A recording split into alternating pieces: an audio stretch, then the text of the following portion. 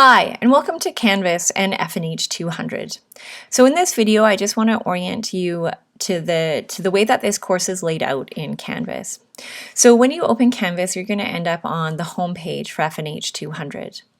And the course is divided into 13 weeks, and there are 13 weekly summaries for each of those weeks. I want to start with showing you what those weekly summaries look like. So we can just click on one of the weeks that we're interested in, such as week 1, and we'll pull up all the information that you need to know to get you through that week. So for week 1, we have a video about welcoming you to the course, which hopefully you've already watched. But you're also required this week to read lesson 1. So there's a background video for lesson 1. And in these background videos, what I want to do is just sort of give you an overview of what's really important in that lesson and maybe set up a framework for thinking about that lesson.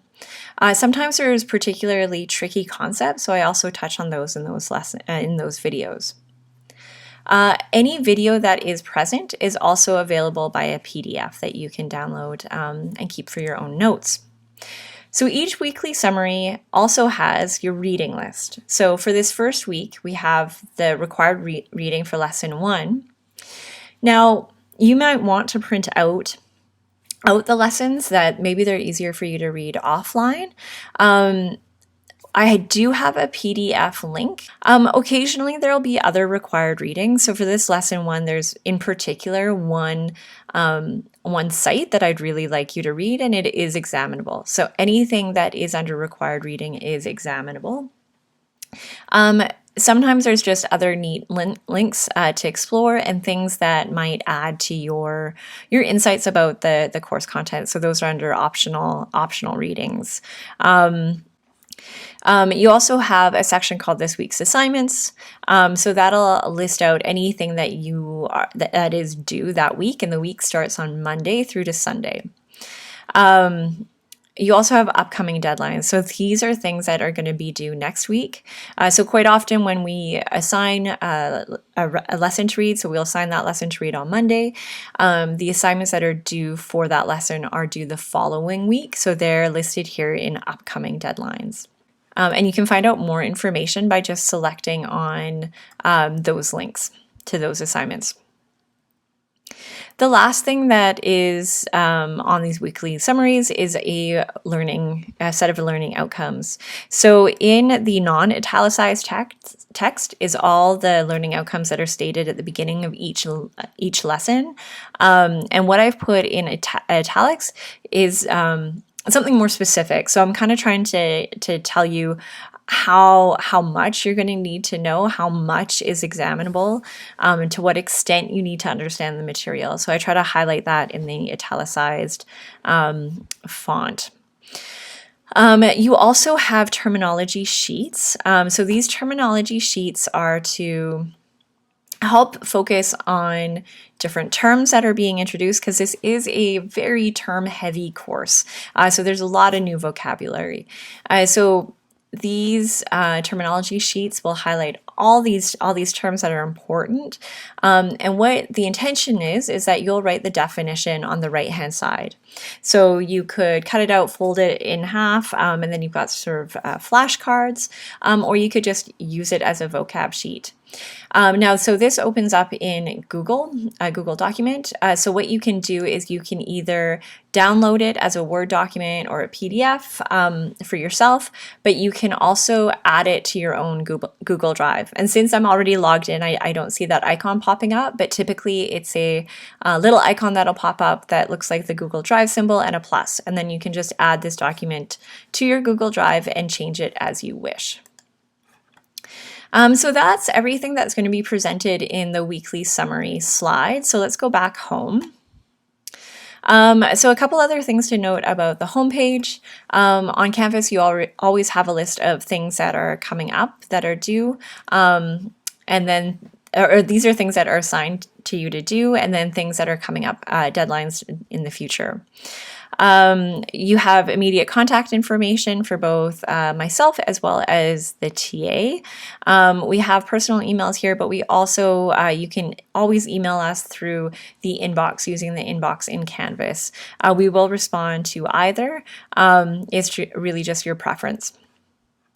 At any point, if there's something that you would like me to know, but you don't want to, you want to remain anonymous, I have a survey that just has sort of like an open-ended question, and you can write a comment there, and I will see it. And we can even sort of interact a little bit through that survey, and you will remain anonymous.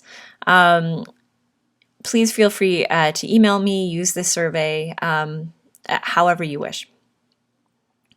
So I want to look at a couple other things on Canvas. So it's really important in the first couple of weeks that you spend some time looking at the syllabus. So this syllabus will give you, it gives you sort of an overview, all the technical information that you need to know for this course. So again, more details about the teaching staff, the learning outcomes for the course as a whole, what the format of the course is like, and a suggested sort of study rhythm or approach to it. There are course requirements. The main one you need to be aware of is that we are using an online proctoring system called Proctorio to sort of invigilate both the midterm and the final exam. Because we're using this online system, we do have a certain technical requirements that you need to meet. There's a breakdown of the assessments for the course, and just this is gone into great detail in the welcome video. So if this is new to you, I urge you to watch the welcome video. But basically, we've got details about the journals, the quizzes, the term project, the midterm, and the final. There are also a set of required readings. Of course, there's no textbook for this course. Everything is found online. And we have a rough course schedule. So each week, the dates that week involves, and any sort of reading, the topics being covered, and assignments. At the bottom of the syllabus page in Canvas courses, there's a summary which has all of the different events as well as assignments. So it has all the due dates as well as links to those. A couple of things I want to point out, or some of these are just events, and I've tried to point out just other few key dates, such as the last data withdrawal without a W. So this is a long list of all the dates that you need to keep in mind. There is also a calendar, and we'll pop back to the syllabus in a second, but there is a calendar for you with all the dates as well. And you can, I believe, use the calendar feed, so you can import this calendar into whatever calendar system you use on your phone, tablet, whatever you keep with you. So I'm just going to pop back to the course here and the syllabus. Because I did want to point out that there is an overall breakdown of the assignments and weighting on the right hand side, and you can also see the calendar up here is sort of grade for different events that are happening.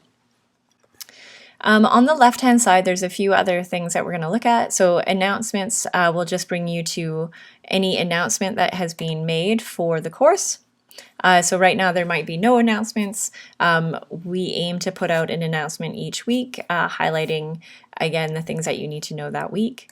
You can find details about all the assignments by clicking assignments on the left-hand side here. So any of your journal discussions, the quizzes, midterm, everything is here, and it tells you what the weighting is as well.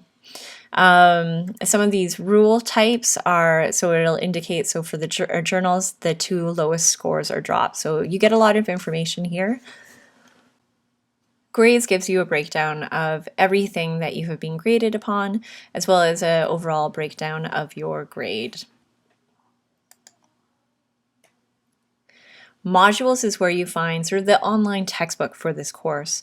So we have 13 different lessons for this course, and they're all laid out here for you to read.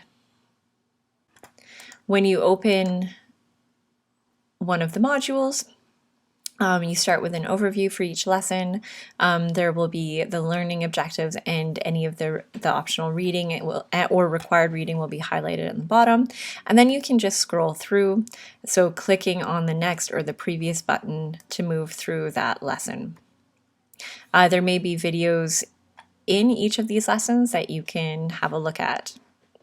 In pale blue, we are highlighting If you want to dig deeper, some things that you could follow up on, some questions to make you think more about the course content or links to explore.